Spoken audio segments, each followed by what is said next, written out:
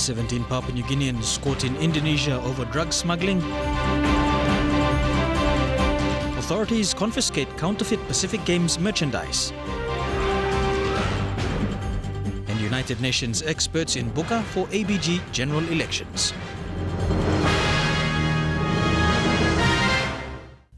This is National EMTV News with Meriba Tulo. Thank you for joining me. This is Saturday's news. 17 Papua New Guineans are likely to face the death penalty in Indonesia. They were detained and charged and after being caught smuggling marijuana into Jayapura.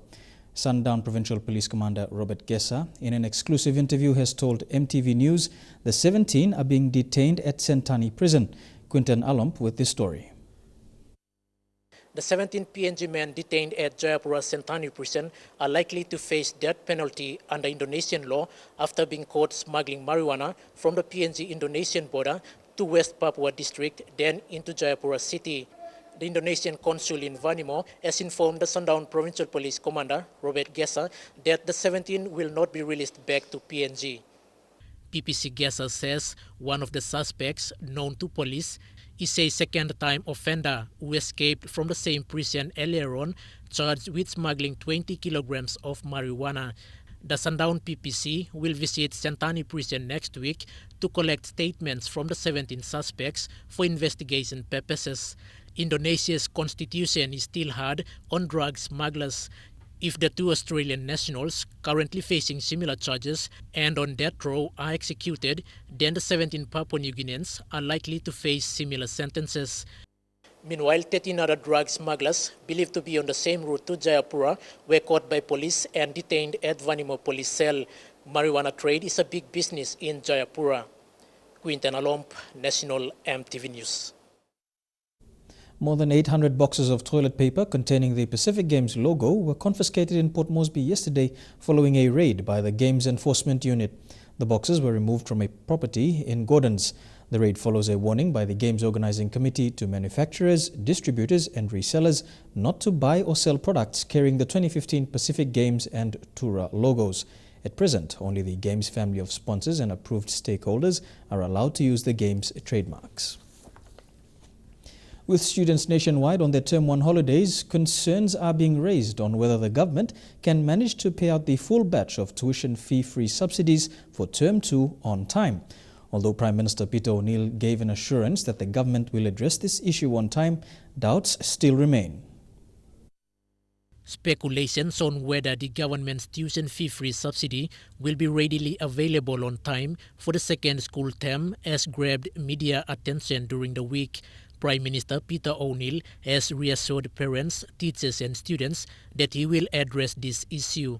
But on the other hand, PNG Teachers Association General Secretary Ugwalubu Moana is raising concerns that the future of 1.9 million students in PNG may be affected in the second school term if government's TFF funds are not paid in full. Moana said the Education Department has unreliable data, therefore money paid to each school may not equate the number of teachers and students.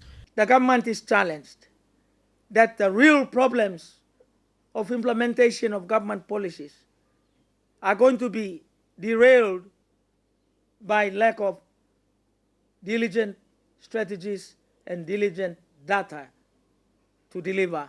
The TFF funding delay has also raised the opposition's eyebrow, but Education Minister Nick Kuman maintained that the government will solve the issue before the second school term.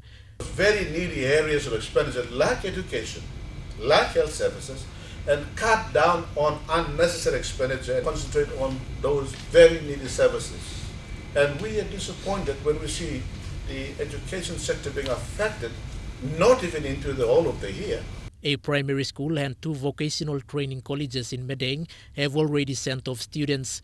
The Teachers Association said the Catholic Church runs about 60% of schools, which is approximately 7,200 schools, and the greatest fear is for these missing schools to shut down. Quinton Alomp, National EMTV News. A female is rewriting records in the PNG aviation industry. Captain Beverly Paki is now the first Papua New Guinean woman to receive command on Air New Guinea's Dash 8 aircraft under the airline's pilot cadet program. The 29-year-old captain from Morobe and Enga provinces operated her first commercial flight on the 12th of March this year from Port Moresby to Lihiril, New Ireland, continuing on to Tokua in East New Britain and returning back to Port Moresby. Beverly's father, retired Captain Ted Parkey, was a former Air Niugini pilot and also achieved his command on the Boeing 767. You're watching Saturday's news. United Nations electoral experts arrive in Buka to assist in ABG general elections. That story and more after the break.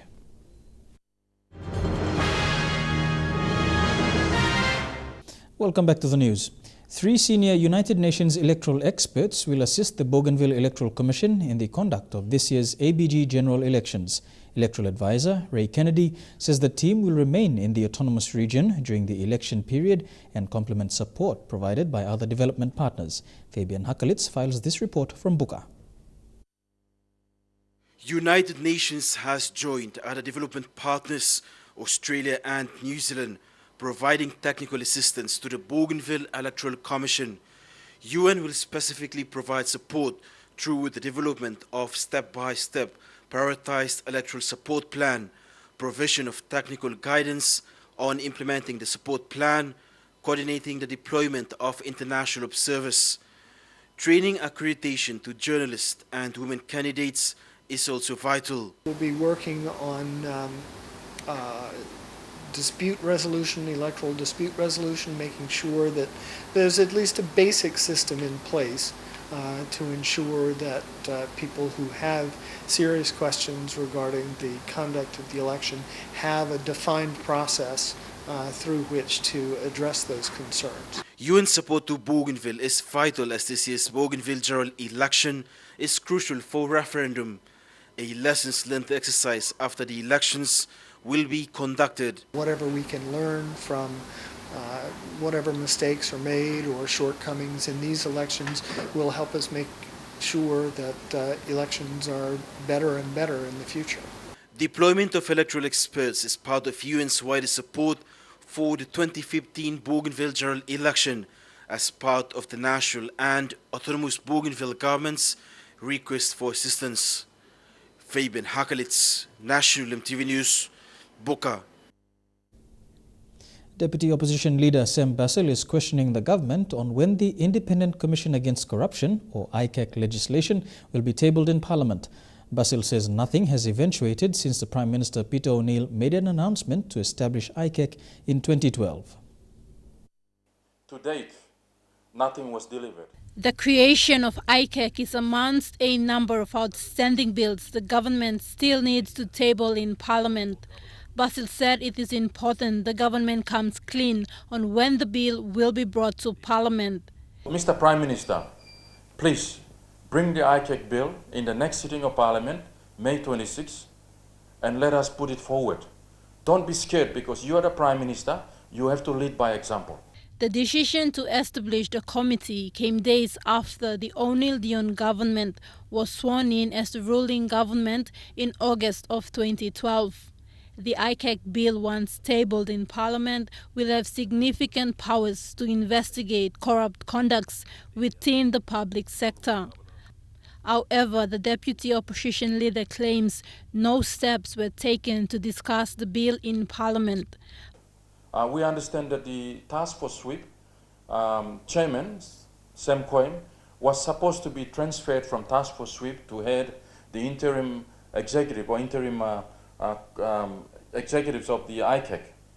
But somehow Sam Coim and task force sweep has been disbanded, and now we got the ICAC bill promised to the people of Papua New Guinea in August 2012, and it's almost 2.5 years, nothing has happened.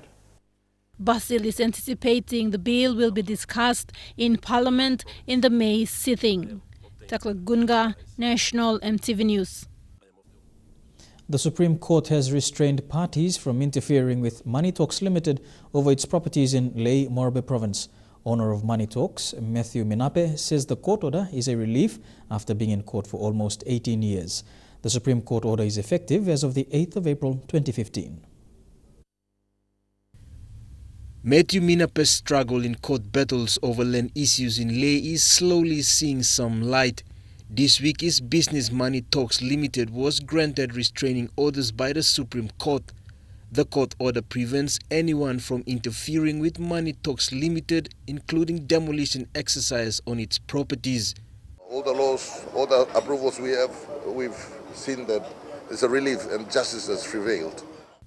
The Supreme Court found that there was an apparent error committed by the National Court when dismissing the National Court proceedings. Now the Morobe Provincial Physical Planning Board, Morobe Provincial Government and the Lay Eben LLG or any other entities will not interfere with works on Money Talks properties. Now you only issue a demolition notice and stop work notice when there is a development and that development has not followed those procedures. Now the Supreme Court basically saw that our clients appeal as a merits. Mr. Minape alleges that all necessary documents were granted by relevant authorities to acquire land for development. You know, we have all the legitimate the authorities that those are set by the Act of Parliament, like Lands Board, like Physical Planning Board, like Building Board. For the past 15 months, land tussles in Lay City has been evident with controversies over the Engel Hospital and other prime land in the city. Land has now become a scarce commodity, leaving unanswered questions to land ownership and its development. Jack Lapave Jr., National MTV News. You're watching National MTV News. Trukai Sports is next. I'll bring you the details after the break. Stay with us.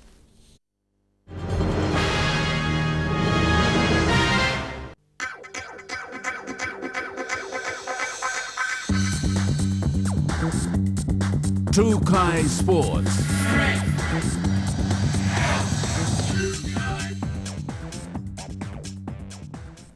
Welcome to Trukai Sports. Pacific Games Organizing Committee CEO Peter Stewart has defended Sports Minister Justin Chichenko over growing political and public concern over the completion of the Games venues.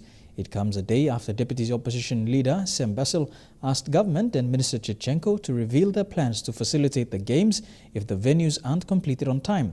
Lorraine Genia with more on this report.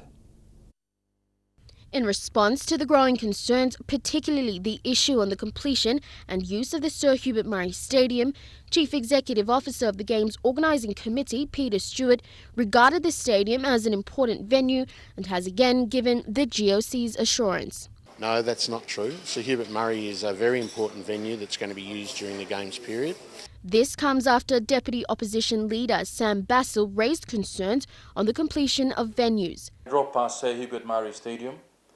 The works on the ground looks like it will take several months to complete. Look, we would like to support the Games Committee. We would like to support Honourable Justin. Basil says the Games will be important to Papua New Guinea and has called on the GOC to consider the opposition's assistance in delivering the Games should any issues arise in regards to the sporting infrastructures. I'd like to ask the committee of the Games to allow Papua New Guineans to understand or to know the way things are going, and we know that Grand Chief has raised the issue on the floor of Parliament. And by the way, the progress is going. We are quite worried that it might not be delivered on time. Meanwhile, Minister for Sports and 2015 Pacific Games, Justin Chichenko, remains adamant on adhering to the government's commitment of successfully delivering the Games. Lorraine Genia, National MTV Sports. To the NSL now, and Lay's goalkeeper Ronald Warrison scored a historic winning goal for the City Dwellers to defeat Oro FC 6-0 this afternoon. Raymond Gunemba scored a hat-trick, while Nigel Dabinyaba scored 2 as well. Moving on to the NRL, and the Brisbane Broncos have won 5 in a row after an incredible golden point win last night against the Sydney Roosters. Their performance will send a warning out to the rest of the NRL that the Broncos will be a force to be reckoned with this season. It was a physical encounter right from the start. The Sydney Roosters were looking to bounce back from their shock loss to Cronulla Sharks last weekend. There was nothing between both sides from the start, but it didn't take long for the Roosters to draw first blood through Sean Kenny Dow. At the back, Kenny Dow, he's 1 away from the century. However, the Broncos replied minutes later when Ben Hunt barged over the line to score. Dummy Corey Parker made no mistakes, adding the extras to level the score 6-all. Both teams going hard at each other, the Broncos made use of penalties and took the lead 10 points to 6. 15 in from touch, and he's looking for 2, and he takes them. Corey Parker. With halftime approaching, the Roosters had a breakthrough when Mitchell Pearce put in a kick through the gap for Boyd Cordner to put the Roosters back in the lead, 12-10 going into halftime. Myself down memory lane. This is okay. Might have taken a coat of paint. The second half saw both teams go hard at each other in a tight contest. There was nothing between the teams till James Maloney grabbed a 4-pointer on the 58th minute. The Broncos were not done yet, and 8 minutes away from full-time leveled the scores 18 apiece, taking the game into overtime. Both teams went all out in overtime, desperate to score. However, the Broncos through Ben Hunt crossed the line, giving them the victory 22-18.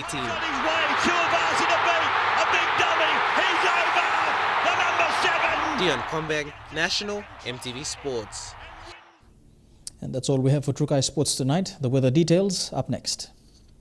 Trukai Sports.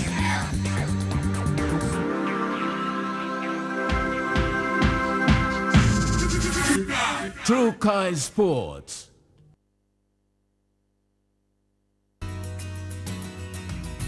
Here's a look at your weather forecast for tonight and tomorrow. First of all, in the southern region, all centres, evening showers except Popondetta. You can expect showers and rain. To the Momase region, Lae and Wewak, you can expect evening showers, then thunderstorms expected in Madang, and late evening showers for Vanimo. Over to the New Guinea Islands region, Lorengau, mostly fine weather there. Squally showers and rain expected in Kimbe. A few showers expected for Kavieng, Kokopo and Rabaul, and evening showers for Buka. And finally, in the Highlands region, Mount Hagen, you can expect evening showers and thunderstorms. Brief evening showers and thunderstorms as well for Goroka and Kainantu, and evening showers and thunderstorms for Mendik and Wabag.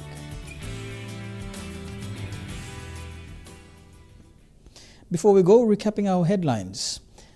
Locals in Vanimo caught with marijuana in Jayapura. The Pacific Games Enforcement Unit seizes goods containing the Games logo, and 3 UN electoral experts to assist in elections on Bougainville. And that has been the news, sports and weather for today, Saturday, the 11th of April 2015. From the MTV News team, pleasant viewing. Good night.